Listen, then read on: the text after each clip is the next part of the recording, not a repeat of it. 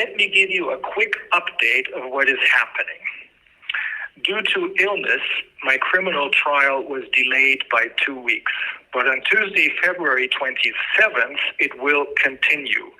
The two witnesses that will be heard on that day are, one, the person who filed the criminal charges against me and who is in the process, in the self-destructive process of losing every last bit of credibility he might have ever had.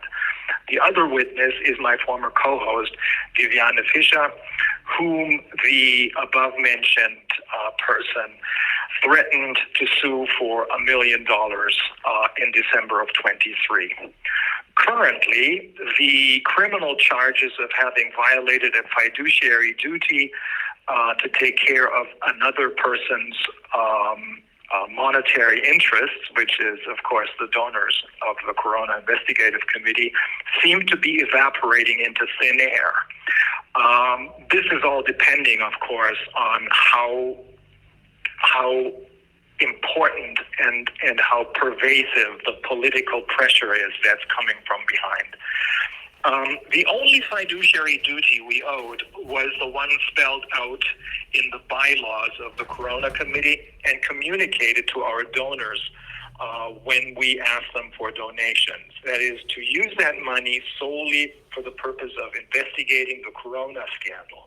We would not get paid for our work, in particular not for conducting the interviews, and we would not receive any payments upon leaving the corporation, as the donations would continue to serve that purpose on a permanent basis. That is what we promised our donors and viewers. The crucial question is, therefore, if this fiduciary duty towards our donors and viewers was violated when we took some of the donations out of the bank account of the Corona Committee, or if this action was covered by the business judgment rule, which allows directors of a corporation much discretion, that is, gives us a lot of leeway, especially when there's a threat to the very existence of the corporation. We believe that it is clear for three reasons that our decision was covered by the business judgment rule. One, we didn't take the money secretly and not to increase our personal wealth at the expense of the Corona Committee. Rather, we did it openly through clear loan contracts, which means we were obligated to repay the loan to the Corona Committee. And these loans were transparently listed in the Corona Committee's books. Two, there was an imminent danger of our bank account getting attached by the authorities, that's by the district attorney's office, as we were informed by Professor Susharit Bhakti's group that their bank account had just been attached. At the same time, the directors and shareholders of the Corona Committees were already under investigation as our bank accounts were being canceled by the banks who had informed the authorities of possible money laundering. I had, in fact, as shown in the DA's files, informed all shareholders and the inner circle of the Corona Committee of this threat by email, without, however, getting any response from the two inactive substitute shareholders slash directors who filed the criminal charges against us. The third reason why our loans were not a violation of the fiduciary duty to take care of our donors' financial assets is that we were both willing and able to repay the loans. The district attorney decided this with respect to Viviane Fischer when he stopped investigating her in April of 23 after hearing her side of the story.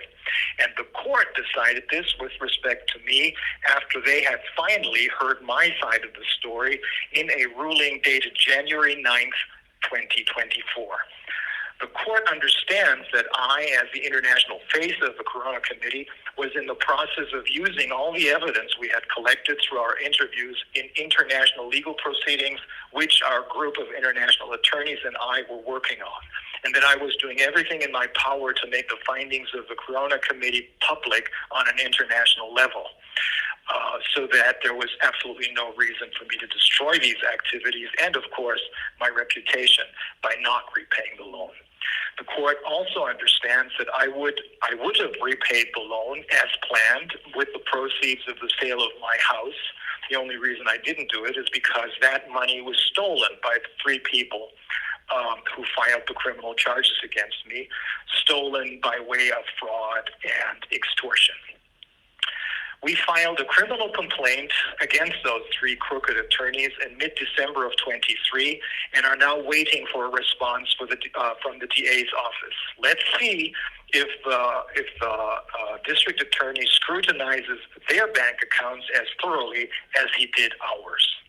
By the way, another district attorney had refused to start criminal proceedings against us already in 2022. I'll give you the details of this. In her ruling, and she knew everything, she had all the facts back then. In her ruling, she wrote on June 14th, 22, against this backdrop, there's not enough evidence that the founders of the Corona Committee or any other of those involved in its activities intended, as it would be necessary for starting criminal proceedings, from the start to ask for donations under the guise of the Corona Committee without delivering what they promised. This is true even if such donations were collected in excess of what was necessary for their work, and if such donations were used for other purposes for which there is currently no evidence, especially as other such investments may have been in the best interest of the Corona Committee, or to use them for purposes of the Corona Committee at a later time. So that's what she wrote in 2022. Let me continue and finish. I told you we filed a criminal complaint against those three crooked attorneys in mid-December. Let's see what's going to happen. Apart from my personal situation, the international crises in Ukraine and in Israel-Palestine seem to be coming to a head. And the economic collapse of Europe, especially of Germany, is obvious for everyone. The question is how long the people, in particular the Germans, will continue to remain silent. Justice will come, however. Both the international lawyers, myself, and of course all of you who were supporting me with your letters and postcards in an almost magical way, stand for this. I continue to read everything. Here are 6 more of my favorite songs. One is George Gershwin's Rhapsody in Blue, and his wonderful Summertime from Porgy and Bess. Then there's the OJ's Love Train and Backstabbers. And then there's Journey, Don't Stop Believing, and Only the Young. See you soon.